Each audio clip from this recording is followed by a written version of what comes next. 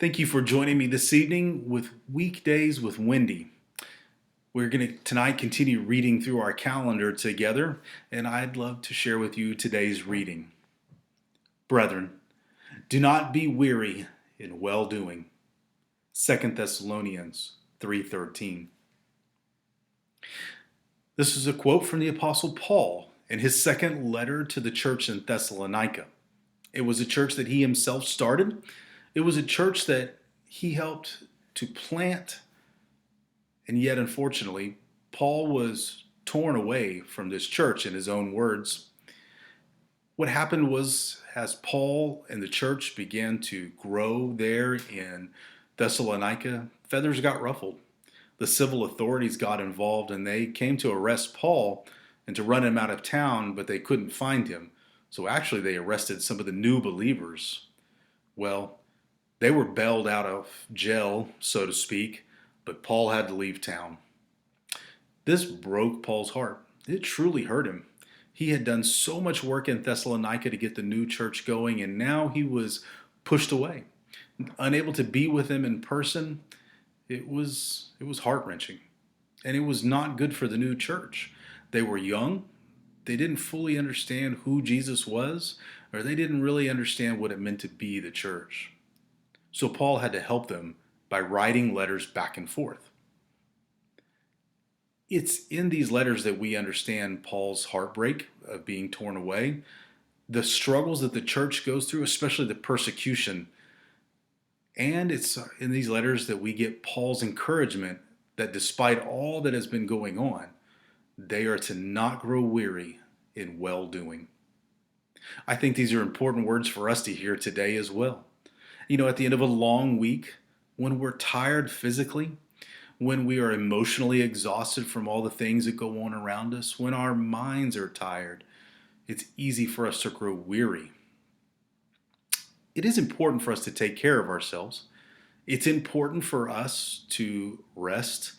It's important for us to take care of ourselves in such a way that we do have emotional and mental strength.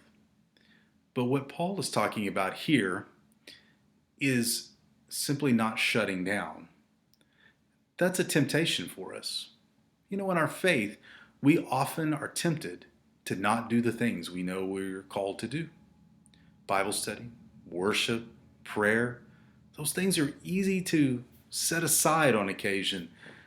And then we quickly find ourselves breaking our habits, no longer doing the good things that strengthen our faith.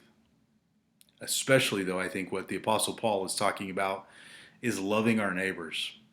And we can grow weary of doing that easily. Each and every week, we all go through struggles, and our neighbors go through struggles. Those things, well, they can weigh heavily on us. They can make us think things like, doing good, it's not really helping anybody. But that's not the truth.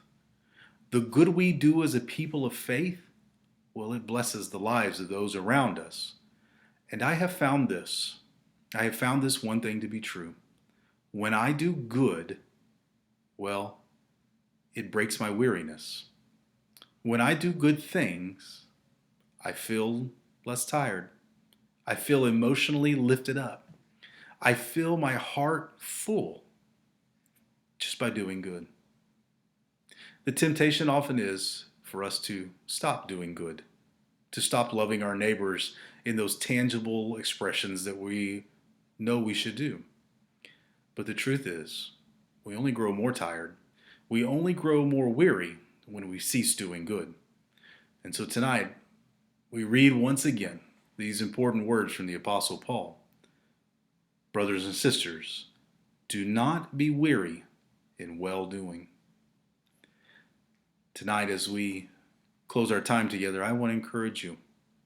I want to encourage you to make plans to do good to your neighbors, to do those small little things that make such a difference in their lives and in your life. When we do good, we bless others, and those blessings bless us as well. Thank you for joining me tonight. And remember, we're called to do good. We're called to love our neighbors. No exceptions.